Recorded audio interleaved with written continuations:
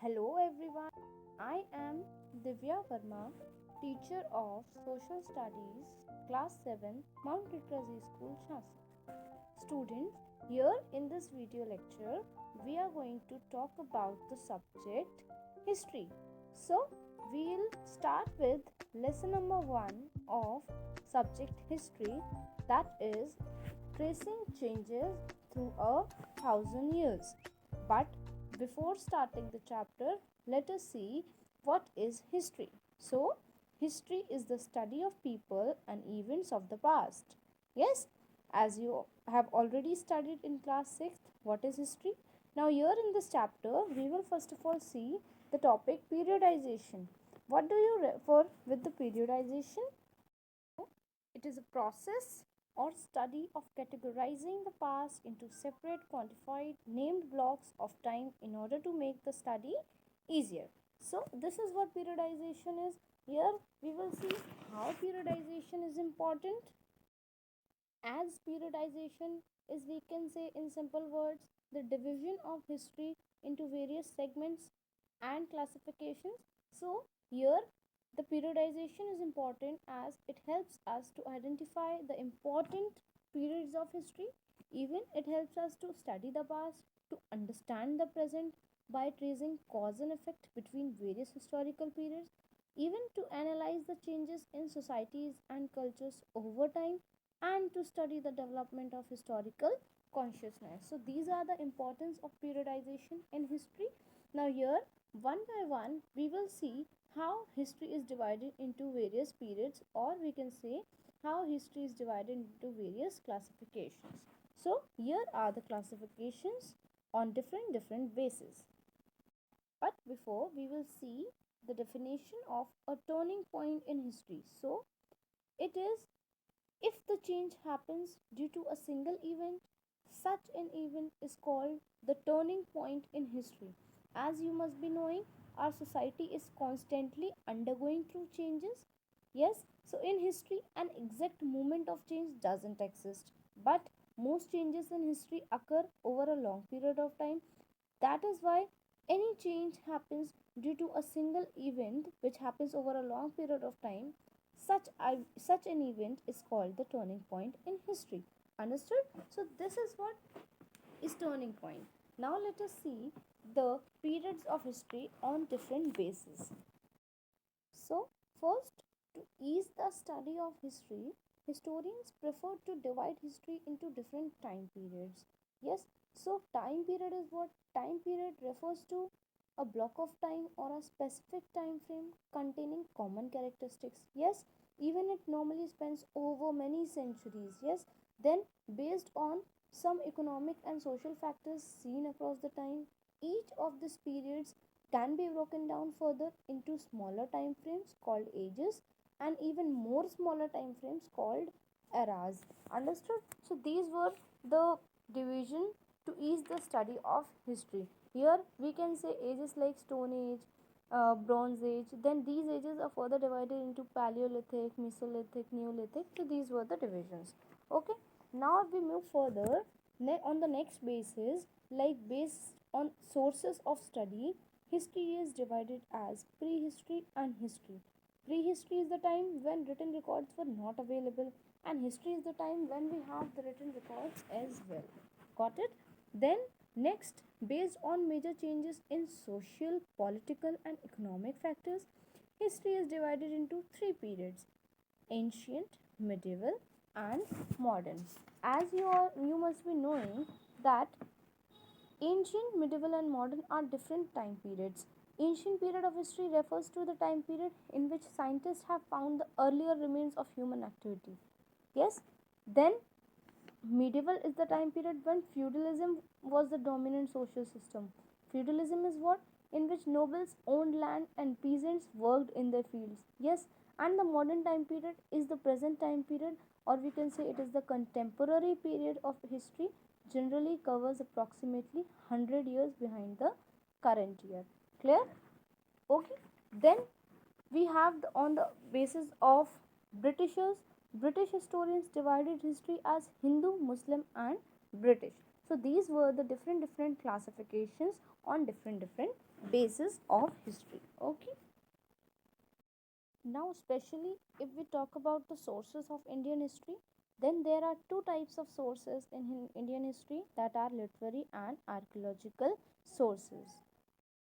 Archaeological sources are the sources which were available for prehistoric period, consist largely of architectural remains, inscriptions, even travel accounts, chronicles and all. And the literary sources were more related to the written records, that are manuscripts and all. Okay, so these were sources. Now let us see the changes happened through 1,000 years. So if we will talk about change 1, let us see. Change 1 is the change in the use of maps. So let's see map 1 and map 2 made through 1,000 years ago. Okay, here map 1 was made by Arab geographer Al Idrisi. It was made in 1154 CE, that is the Christian era. And in this map, you will see this is opposite to the today's map. Yes, in this map, South India is where we would expect to find North India, and Sri Lanka is an island at the top of India where we found North today. Yes, and the names of places are marked in Arabic, and there are some popular places like Kannauj, the spellings were different. So this was map 1. Then we will talk about map 2, which was made by a French cartographer, which was drawn in 1720s. That is 600 years after map 1. And this map is more familiar to us as it is too much similar that we use in today's time. Like European sailors and merchants on their voyages also used this map. So cartographer is a person who make maps. See towards the change 2. Change 2 is the new and old terminologies, means various meanings of various terms changed over time. Like let us take an example of the term Hindustan. Hindustan has changed over the centuries. The meaning of Hindustan changed over centuries as, let's see, Minhaj e Siraj, a Persian chronicler. Chronicler is who? Chronicler is the one who keep records of past events. So Minhaj e Siraj, who was a Persian chronicler in 13th century, he told the meaning of Hindustan as the area of Punjab, Haryana and land between Ganga and Yamuna is Hindustan. Even he used the term in political sense for the land that were under Delhi Sultanate. Yes, so these were according to him the Hindustan. Now, if we talk about in 16th century when Mughal Empire came, here Babur told that Hindustan is the geography and fauna and the culture of the inhabitants of the subcontinent. And in the same similar way, Amir Khusro also used the term Hind for Hindustan.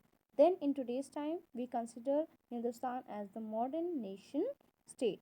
Hope this example is so clear in the change of the new terminologies. Yes, let us take another example for this, the term foreigner. As in the past, the foreigner was a person or we can say a stranger who was not a part of a society or a culture was considered as foreigner in the past. But in present, someone who is not in India, or we say someone who is not from our country, is considered as foreigner, as you all already know this. So this is what terms के meaning change हो जाते हैं in centuries, or we can say through the 1,000 years. Okay, now let us see change 3. Change 3 are the historians and their sources. Now, as sources also changed over time, जैसे पहले archaeological evidences चलते थे क्योंकि written records नहीं थे, so archaeological evidences used to be there. Then when written records came, literary evidences came. Like archaeological evidences were coins, inscriptions, architectures. Then when literary sources came, manuscripts and some writings were developed. Yes, so these were change in the sources used by the historians. Here, what is manuscript? We will see manuscripts were collected by wealthy people, rulers, monasteries, and temples, as they were the handwritten records, handwritten books made by the historians. Yes, these manuscripts were placed in libraries as well as archives. Yes, and scribes are the people who used to copy the manuscripts. Even the scribes faced difficulties in using manuscripts. Yes. Now, here is an interesting fact for you all, that is the 14th century chronicler Ziauddin Varani wrote his chronicler first in 1356 and wrote another version 2 years later. So, Ziauddin Varani was the 14th century chronicler. Now, let's see change 4. Change 4 is a change, that is the new social and political groups. Means new technologies made their appearance, emergence of new groups formed, then changes due to extension of agriculture, even the emergence of jatis also been seen. So these were the changes in new and social political groups that we will be seeing further on. Let's see now the new change in technologies first, as spinning wheel for weaving, Persian wheel for irrigation, firearms, and new food and beverages developed. And then let's see new social and political groups. Here are some political groups that formed over time, like Rajputs, Sikh, Ahoms, Jats, Kayas, Marathas, and all. Then changes due to extension of agriculture also happened, like forests were cleared, lives of forest dwellers changed, and new jati came into existence, which led some migrants to towns and cities, and many became peasants, many became part of large complex societies and all. So these were the changes which happened due to extension of agriculture. Understood? Now let's see what is jati. Here let us see, jati or subcaste refers to grouping and ranking of people on the basis of their background and occupation. Status of jati kept changing at different and time periods based on the power, influence, and resources controlled by the member of the jati. And here, these regulations, the rules and regulations were different and were framed to manage the conduct of their members. And these regulations were enforced by an assembly of elders known as Jati Panchayat. They follow their own rules of their villages. So, this is what Jati is. Now, let us see changes made in the new regions and empires, as there are many regions which were made over time. So here are some pan regional empire like Cholas, Mughals, Tughlaqs, Khaljis. They ruled to some different areas, and they were formed at different places. Now, like Cholas, Khaljis, Tughlaqs, and Mughals were able to build an empire that was pan regional, spanning diverse regions. And so, when the Mughal Empire declined in the 18th century, it led to the re emergence of regional states. So, this led to some pan regional rule which has altered the character of the regions. So, these were the pan regional empires. Now, let us see some new and old religions. As the 1,000 years of history that we are exploring, we witnessed major developments in religious traditions.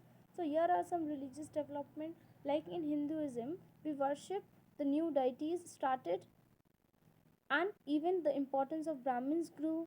Then temples were made by the kings. Yes. Then afterwards, idea of bhakti became popular. In this, devotees could reach their deity without the aid of priests of elaborate rituals. Then, similarly, in Islamism, it accepted the sovereignty of one God, that is Allah. Then, Islam was interpreted by the two ways, by Shias and Sunni Muslims. Here, Shia Muslims and Sunni Muslims were the different type of communities, as Muslims regarded Quran as the holy book. Here, Shia Muslims were the Muslims who says who believed that the Prophet Muhammad's son-in-law Ali was the legitimate leader of the Muslim community, and the Sunni Muslims accepted the authority of the Khalifas. So these were the followers of Muslim, and this was the change in new and old religion. Now here we had seen many changes. So hope you have understood the chapter well. So you have to now read the books, your LR and your NCRT book of this chapter. So try to find out the exercises of your LRs and understand the chapter by reading it again. Thank you so very much, students.